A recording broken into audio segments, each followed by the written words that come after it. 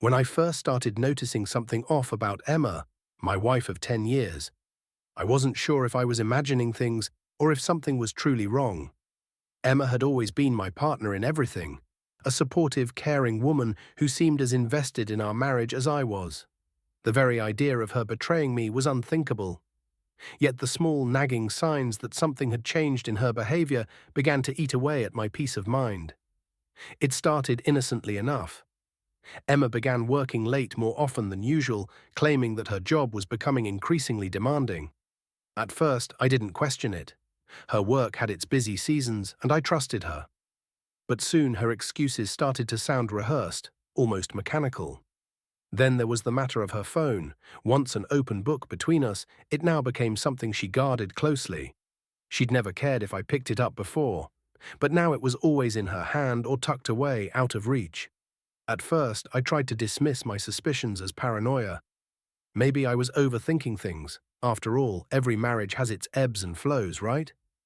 But the little inconsistencies kept piling up. There was the odd way she'd smile at her phone and quickly put it down when I walked into the room. Or how she suddenly had new passwords on all her devices, something she'd never done before. The turning point came one evening when Emma came home late again, smelling of a new perfume I hadn't noticed before. When I asked her about it, she brushed it off, saying a co-worker had spilled some on her during the day. It was a plausible explanation, but her body language told a different story. She avoided eye contact and seemed unusually tense. That night, I lay awake, wrestling with my thoughts. I didn't want to believe that Emma could be unfaithful, but the signs were becoming harder to ignore. Still, I knew I couldn't confront her without evidence. If I was wrong, I risked damaging our marriage over nothing. If I was right, I needed undeniable proof, not just for my peace of mind, but also to protect myself if things escalated. I decided to observe quietly. At first, it was subtle. I kept track of the nights Emma said she'd be working late and cross-checked them with her credit card statements. I noticed charges at restaurants we'd never been to and a hotel stay she hadn't mentioned. I also reviewed her phone records, which showed frequent calls and texts to a number I didn't recognize. These calls often occurred late at night or during times when I wasn't around.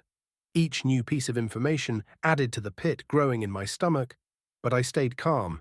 I knew I couldn't let my emotions take over. I needed to approach this methodically, like solving a puzzle.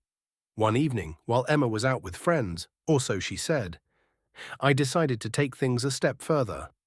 I installed a small, discreet camera in our living room. It wasn't a decision I made lightly. Part of me felt guilty for invading her privacy, but another part of me felt justified. If there was nothing to hide, the footage would confirm it, and I could finally put my suspicions to rest. The weeks that followed were some of the most stressful of my life. Every day I checked the footage, my heart pounding as I clicked play. At first, everything seemed normal. Emma would come home, drop her bag on the couch, and scroll through her phone. But then, one Friday night, when I was supposedly out of town for a work trip, the camera captured something I could never have prepared for. Emma wasn't alone. A man I didn't recognize entered our home, greeted her with a familiarity that made my blood run cold, and sat with her on the couch. They laughed, talked, and eventually leaned into each other in a way that left no room for doubt. My world shattered in that moment. Despite the overwhelming urge to confront Emma immediately, I held back. I knew I needed to play this carefully. Acting impulsively would only give her an opportunity to spin the situation. Instead, I gathered all the evidence I had: phone records, credit card statements, and now the damning video footage. I also sought legal advice. My attorney, Mr. Thompson, was calm and methodical as he reviewed the evidence. "You've done the right thing by being patient," he said. "This will make the divorce process much smoother for you." Hearing that was a small comfort. At least all my effort hadn't been in vain. Living with Emma in the days leading up to the divorce filing was excruciating. Every interaction felt like a test of my willpower. I had to smile and act normal, all while knowing the truth about what she had done. It was emotionally exhausting, but I reminded myself that this was the final stretch. When the day finally came, I filed for divorce and presented my evidence. Emma's reaction was a mix of shock, guilt, and denial. At first, she tried to explain, to justify her actions, But the proof was irrefutable. There was no going back. The legal proceedings were relatively straightforward, thanks to the meticulous documentation I had compiled. Emma didn't contest the divorce, and we reached a settlement quickly. While the entire ordeal was painful, I walked away with a sense of closure. I had faced betrayal and handled it with strategy and composure, ensuring that I protected myself in the process. Looking back, the experience was a harsh but invaluable lesson. Betrayal is one of the hardest things to endure, especially when it comes from someone you deeply love and trust. But reacting with anger or impulsiveness often makes things worse. By staying calm, patient, and focused, I was able to navigate one of the most challenging periods of my life. For anyone going through something similar, my advice is simple: take your time. Don't act on suspicion alone.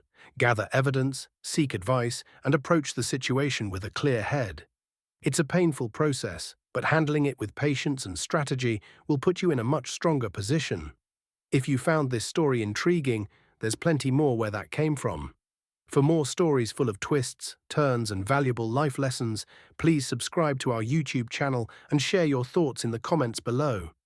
Your opinions and support mean the world to us, and we look forward to hearing from you. Stay tuned for more compelling tales that will keep you on the edge of your seat.